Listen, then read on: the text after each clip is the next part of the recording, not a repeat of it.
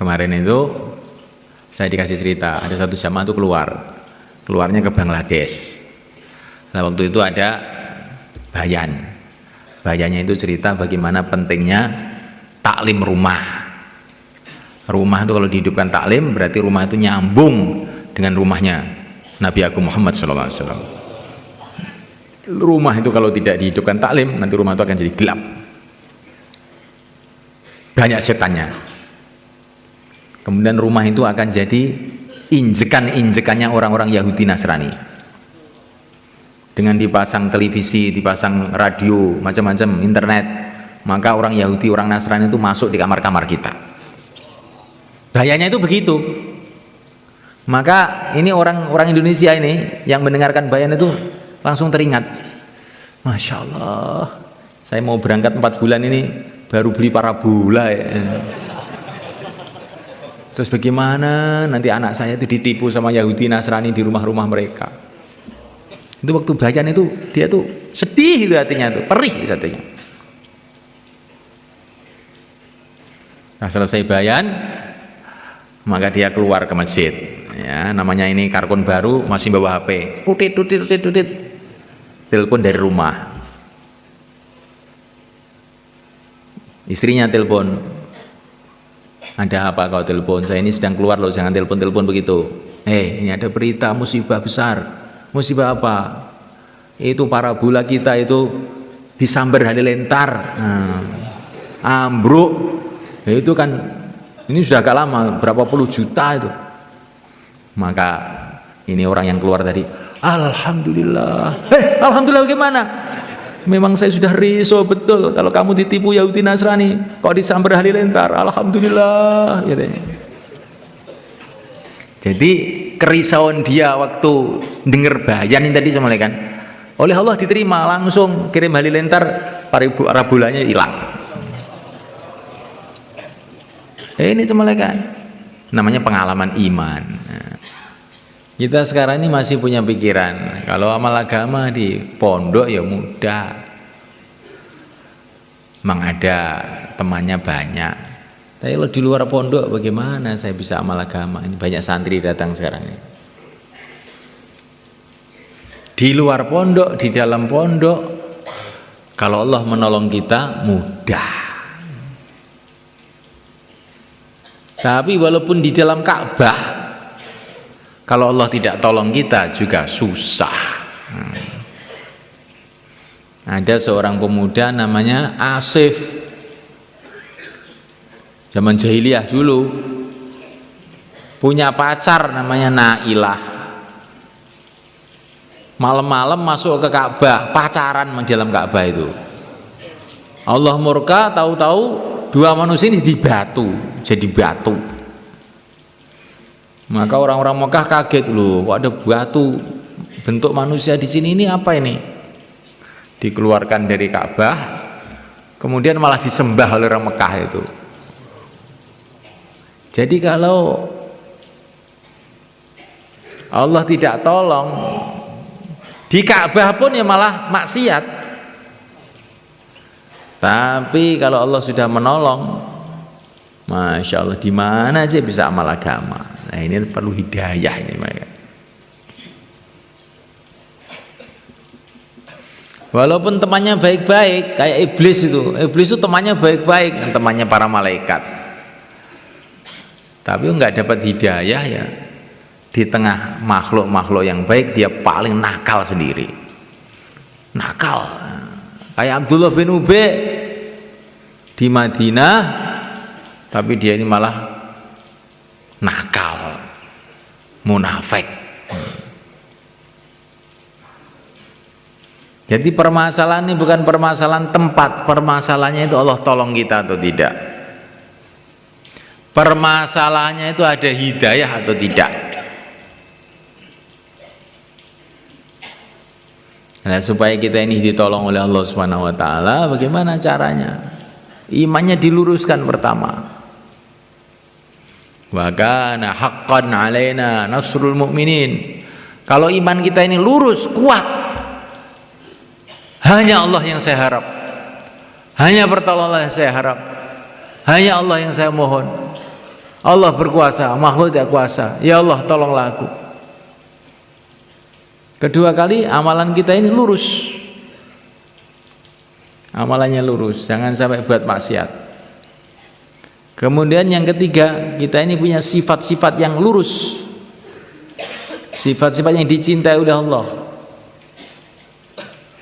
Ada sifat takwa.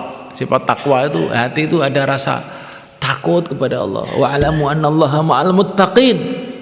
Allah akan bersama, akan menolong orang takwa, orang yang hati dipenuhi dengan rasa takut kepada Allah. Ada sifat sabar, innallaha ma'as sabirin. Orang kalau punya sifat sabar senantiasa akan ditolong oleh Allah. Dan dia ada perjuangan yang lurus. In tansurullah yansurkum. Kalau kamu tolong agama Allah, Allah akan tolong kamu. Maka Syekh Ilyas rahimahullah beliau mengatakan, sebesar-besarnya benteng, sebesar-besarnya benteng bagi umat Islam adalah dakwah. Kenapa? Ada orang tanya, kenapa Syekh begitu? Karena Allah janji kalau kamu tolong agama, mendakwahkan agama, Allah akan tolong kamu. Nah, kalau Allah sudah tolong kamu itu melebihi 70.000 benteng. Lebih dari semuanya. Maka setiap kita ini harus punya keputusan. Dalam hati itu harus ada punya keputusan, saya harus dakwah supaya saya ditolong oleh Allah. Dakwah itu untuk apa? Untuk supaya saya ditolong oleh Allah. In tansurullah yansurkum. Kalau kamu tolong agama Allah, Allah akan tolong kamu. Masya Allah. Dan ini sudah Allah buktikan. Para nabi, para rasul, dakwah siang dan malam, ini ditolong oleh Allah. Walaupun menghadapi Fir'aun, Qarun, Haman, ditolong oleh Allah. Nabi Musa ya enggak apa-apa. Walaupun menghadapi Namrud yang punya kekuasaan seluruh dunia, Nabi Ibrahim ya enggak apa-apa, ditolong oleh Allah. Para sahabat menghadapi Persia, Romawi, Jazirah Arab, dari segala arah, tapi ditolong oleh Allah, ya tetap sukses. Wali Songo ngadepi ini belakang ini, ngadepi kerajaan Brawijaya, ngadepi Mojopahit, ngadepi macam-macam masalah, ya tetap sukses, ditolong oleh Allah. Kita mendengar cerita para wali-wali, dikira para wali itu bisa sukses itu karena kesaktiannya. Maka ada orang yang ingin tiru-tiru para wali, akhirnya masuk gua, biar sakti. Ternyata nggak sakti-sakti juga. Kesaktiannya para wali itu bukan di situ itu, karena mereka membela agama, menangisi agama, akhirnya ditolong oleh Allah. Ketika ditolong oleh Allah, ya jadi semua kesaktian ada dalam diri mereka. Ingin jadi orang sakti, dakwah yang sungguh-sungguh. Betul malaikat, ditolong oleh Allah. Kalau sudah ditolong oleh Allah, apa jagoan-jagoan Qarun, Haman, Fir'aun, Namrud, semua keok semuanya. Tapi pakai syarat, dakwahnya harus dakwah yang benar, dengan cara Rasulullah SAW, cara para sahabat, cara orang-orang yang paham tertib agama. Dan dakwahnya harus ikhlas, semata-mata karena Allah. Saya di pondok ini sudah bosan ngaji itu, sudah berbulan-bulan ngaji aja. Saya mau cari penyegaran, keluar 40 hari. Itu bukan ini bukan karena Allah tuh, tapi karena cari penyegaran. Dan nanti dakwahnya itu ditoleh akhirnya. Ya nggak dapat pengalaman. Ini santri, orang kampung begitu juga. Di rumah kok istrinya ngamuk terus, keluar aja 40 hari. sumpek di rumah. Bukan, tidak begitu. Kita keluar jalan Allah semata-mata mencari ridha Allah. Nanti kita akan dapat pengalaman-pengalaman iman, pengalaman-pengalaman pertolongan Allah. Kemarin itu saya dikasih cerita, ada satu jamaah itu keluarnya ke Bangladesh. Nah, waktu itu ada bayannya itu cerita bagaimana pentingnya taklim rumah. Rumah itu kalau dihidupkan taklim, berarti rumah itu nyambung dengan rumahnya Nabi Agung Muhammad SAW. Rumah itu kalau tidak dihidupkan taklim, nanti rumah itu akan jadi gelap, banyak setannya.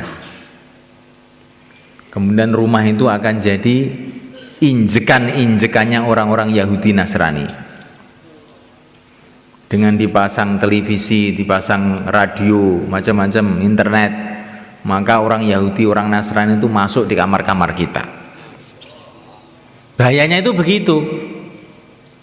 Maka ini orang Indonesia ini yang mendengarkan bayan itu langsung teringat, Masya Allah, saya mau berangkat 4 bulan ini baru beli parabola ya. Terus bagaimana nanti anak saya itu ditipu sama Yahudi Nasrani di rumah-rumah mereka. Itu waktu bayan itu dia tuh sedih itu hatinya, tuh perih hatinya. Nah, selesai bayan maka dia keluar ke masjid ya, namanya ini karkun baru, masih bawa HP, tutit, telepon dari rumah,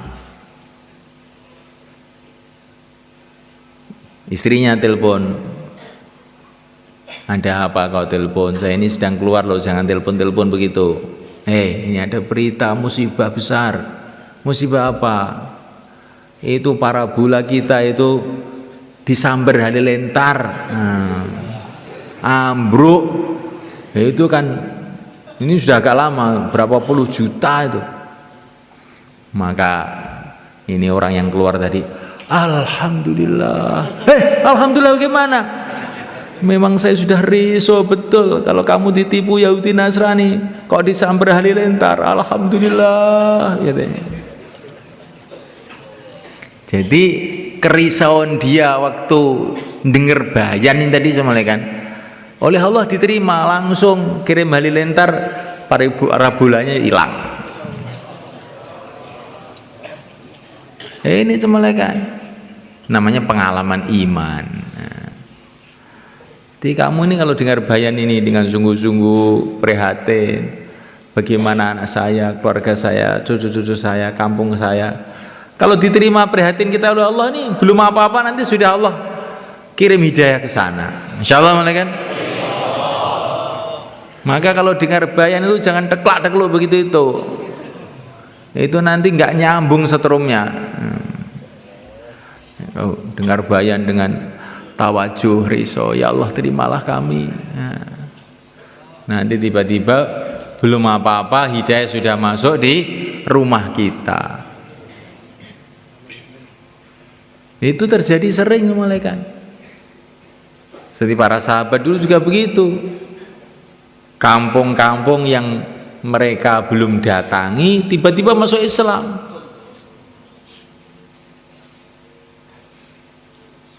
Sebabnya macam-macam. Ada yang sebabnya itu ada serigala, asu ajak itu, tahu-tahu ngomong ngajak masuk Islam. Ada yang sebabnya itu berhala, tahu-tahu keluar suaranya ngajak masuk Islam. Macam-macam itu. Jadi kalau usaha dakwah kita ini diterima, nanti terjadi perkara-perkara yang kita tidak sangka-sangka. Karena Allah tolong kita. Kalau kamu tolong agama Allah, Allah akan tolong kita. Coba kita datang ke pulau-pulau kecil sana, di Madura, di Kangean, di Sempudi, di mana-mana. Itu loh, zaman Wali Songo dulu bagaimana mereka datang ke sana? Kok sana sudah ada masjid, ada musola, ada pesantren. Ini di Indonesia ada 13.000 pulau. Yang ada manusianya kebanyakan sudah Islam. Bagaimana mereka kok bisa Islam itu dulunya? Nah, ini pertolongan Allah pada orang-orang dakwah dulu semuanya kan. Saya kira orang dulu itu belum sampai masuk ke setiap pulau itu belum sampai, saya kira. Masuknya gimana? Buang kita saja itu bingung itu melihat saking banyaknya. Tapi ketika Allah nolong, bayangkan Sunan Ampel itu orang asing, orang asing. Bahasa Jawa juga nggak bisa. Umurnya baru 19 tahun. Kok tahu tuh orang Jawa pada masuk Islam, rajanya masuk Islam, rakyatnya masuk Islam. Kalau nggak ditolong oleh Allah gimana? Nggak masuk akal.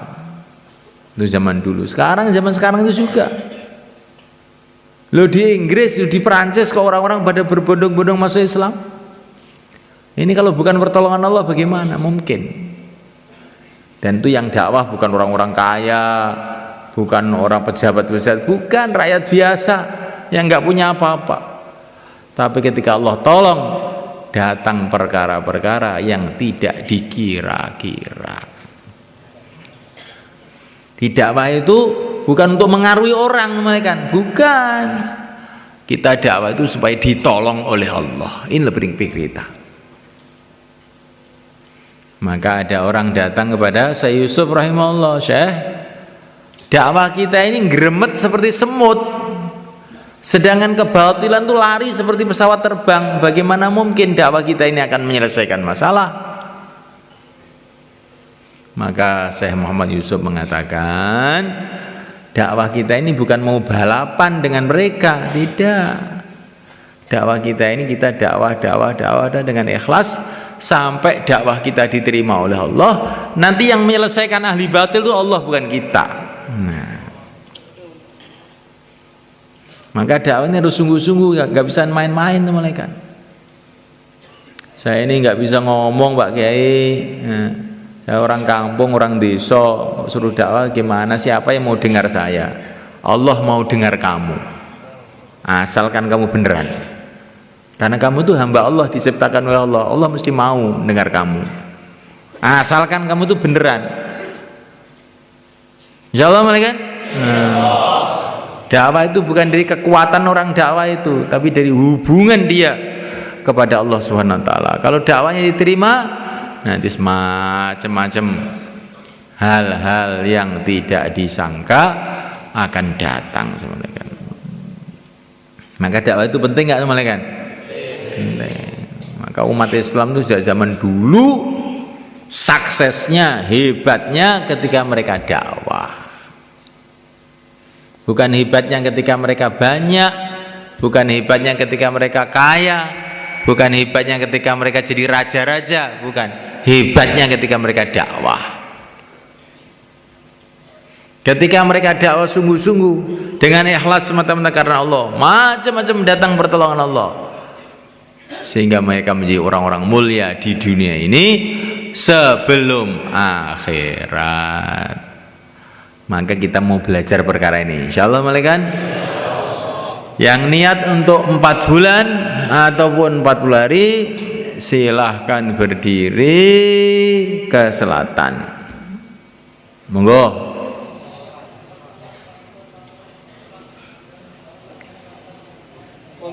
Orang-orang kampung yang akan menemani jamaah santri, monggo ngidul.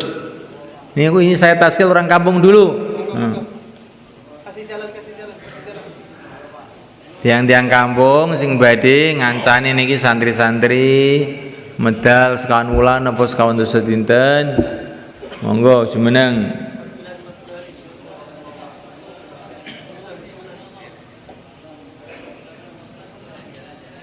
Iya nek Pak Mualif nggih.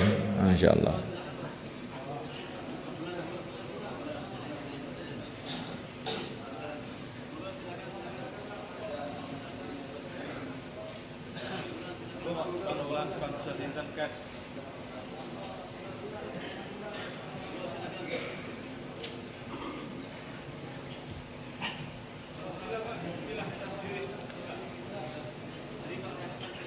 Monggo sedaya mawon. Niki enten swidak jamaah santri mun siap. Setiap jamaah jenengan rincangi. Sak jamaah enten tiyang kampung wong 5 ngoten. Nggih. Peluang 300 mawon. Nggih.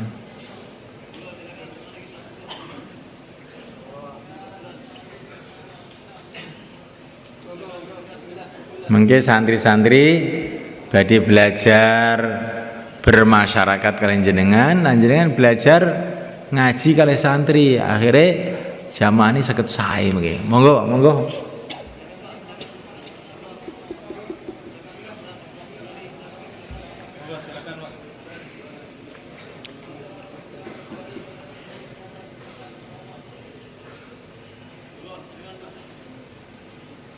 Sedaya nggih sing badhe medal kula aturi jumeneng itu lah monggo. Monggo. Kajenge teng mriku mengke ditata monggo. Termasuk jamaah sing pun terbentuk nggih mriku malih monggo. Jamaah sing pun terbentuk king halaqah nggih. Monggo mriku laporan menika teng ngene tim taskil kajenge ditata. Dalu niki kajenge dimusyawarahaken monggo.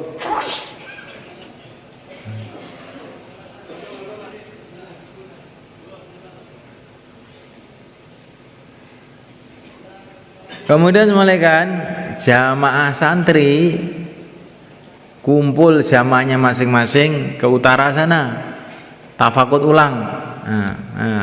Silakan semua. Ke utara sana, ke tiangnya masing-masing.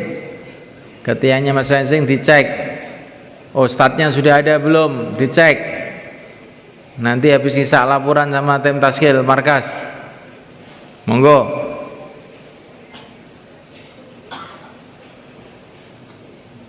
Niki mun dibuktekne kaya senten. Niki mun dibuktekne teng sak jagat.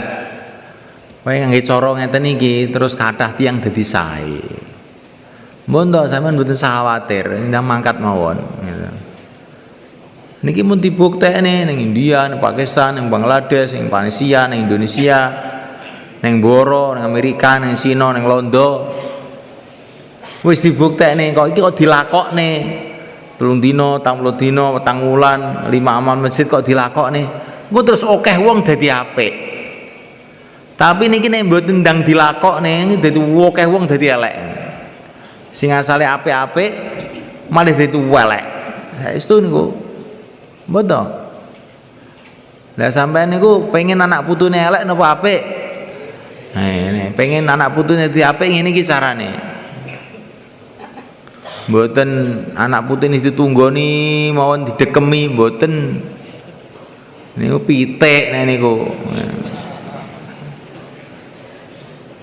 Niku kita berjuang urip-urip agama, urip-urip masjid. Mungkin suasana kesayangan teng pundi-pundi akhirnya anak putu jenengan dadi selamat. Niki nek mboten enten wong sing mikirne umat niki anake putu awake dhewe niki gerudukan ning neraka gratis niku mungkin. Saestu sinten sing ajeng marani ning omah-omah? Sinten sing ajeng ngelingne nek mboten enten wong sing mikir umat nih. Sopo sering ngeling nih. Jadi niki jenengan medal niki jane ngoten kangge kepentingan awak kita dhewe, kepentingan anak putu, nggih. Ben bodho grudukan mlebu swargane Gusti Allah. Insyaallah Bang nggih. Dan terus niki dalu niki kita itikaf teng mriki, kita ndonga enjing-enjing